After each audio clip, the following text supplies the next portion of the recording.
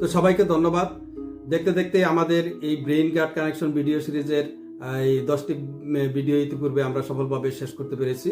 আজকে শুরু হচ্ছে আমাদের 11 নম্বর ভিডিও।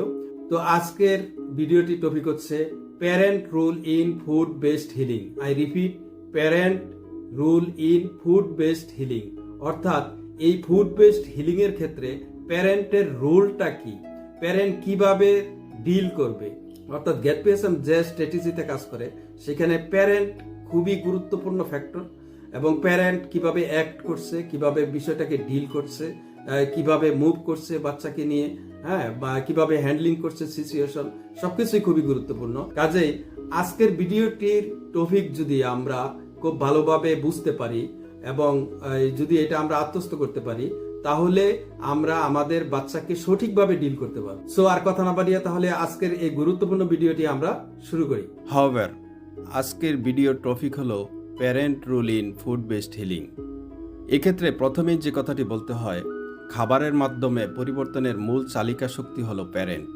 গেটপিএসএম স্পষ্টভাবে বলে, প্যারেন্টের ভূমিকা শুধু রান্না করা বা খাবার পরিবেশন করা পর্যন্ত সীমাবদ্ধ নয়। প্যারেন্ট হলেন সন্তানের নিউরো নিউট্রিশন ফ্যাসিলিটেটর, অর্থাৎ খাবার কিভাবে, কখন, কোন আবেগে এবং কোন পরিবেশে খাওয়ানো হচ্ছে, এই পুরো প্রক্রিয়ার নেতৃত্ব দেন প্যারেন্ট। এখন প্রশ্ন হলো, কেন প্যারেন্টের ভূমিকা এত গুরুত্বপূর্ণ? বিশেষ চাহিদাসম্পন্ন শিশুদের ব্রেন ও গাট খুবই ইমোশন সেন্সিটিভ। তাই খাবারের গুণমান যতটা গুরুত্বপূর্ণ, খাবার খাওয়ানোর সময়কার পরিবেশ তার চেয়েও বেশি গুরুত্বপূর্ণ। গেটপিএসএম এখানে 3টি বিষয় শেখায়। সেখানে প্রথমেই হলো স্ট্রেস ফ্রি ফিডিং, অর্থাৎ চাপমুক্ত খাওয়ানো। যখন খাবারের সময় তাড়া দেওয়া হয়, জোর করা হয়, ভয় দেখানো হয় বা তুলনা করা হয়, তখন শিশুর শরীর চলে যায় স্ট্রেস মোডে। এই অবস্থায় হজম প্রক্রিয়া ধীর হয়ে যায়, খাবার ঠিকমতো শোষিত হয় না, গাট আরও সেন্সিটিভ হয়ে পড়ে। গেটপিএসএম শেখায় ধীরে শান্তভাবে সময় নিয়ে খাবার পরিবেশন করতে, কারণ শান্ত শরীরেই ডাইজেশন ভালো হয়। এক্ষেত্রে নাম্বার 2 হলো ইমোশনাল নিউট্রাল রেসপন্স, অর্থাৎ আবেগে ভারসাম্য রাখা। অনেক সময় প্যারেন্ট আননোইনলি রাগ, হতাশা, দুশ্চিন্তা এই আবেগ নিয়ে শিশুকে খাওয়াতে বসেন, কিন্তু বিশেষ চাহিদা সম্পন্ন শিশুরা কথা নয়, আবেগ অনুভব করে।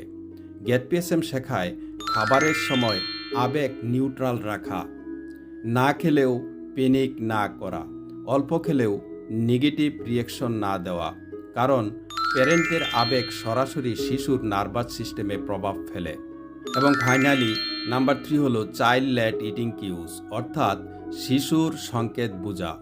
গেটপিএসএম মনে করে সব শিশুর ক্ষুধা, সহনশীলতা ও গাট ক্ষমতা একরকম নয়। তাই শেখানো হয় শিশু কখন সত্যি ক্ষুধার্ত, কখন ওভার স্টিমুলেটেড, কখন ব্রেক দরকার, এই সংকেতগুলো লক্ষ্য করতে। কারণ জোর করে খাওয়ালে শিশুর শরীর খাবারকে থ্রেট হিসেবে নেয়, আর তখন ডাইজেশন বন্ধ হয়, গাট ইরিটেশন বাড়ে, আচরণগত সমস্যা তৈরি হয়।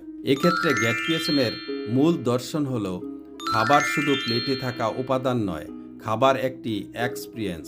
যখন প্যারেন্ট শান্ত থাকে, পরিবেশ নিরাপদ, শিশুর গতিকে সম্মান করা হয়, তখন প্যারাসিম্প্যাথেটিক নার্ভাস সিস্টেম সক্রিয় হয়, হজম ও পুষ্টি শোষণ স্বাভাবিক হয়, ব্রেন শেখার জন্য প্রস্তুত হয়। প্যারেন্টদের জন্য এক্ষেত্রে গেটপিএসএম এর মূল বার্তা হলো, আপনার সন্তানের জন্য সবচেয়ে শক্তিশালী সহায়তা হলো আপনার সচেতন উপস্থিতি, আপনার শান্ত আচরণ, আপনার ধৈর্য। কারণ কলম প্যারেন্ট থেকে আসে কলম ফিডিং, কলম ফিডিং থেকেই আসে হেলদি গাট, হেলদি গাট থেকেই তৈরি হয় রেডি ব্রেইন। এটাই গেটপিএসএম এর ফুড বেসড হিলিং দর্শনের ভিত্তি।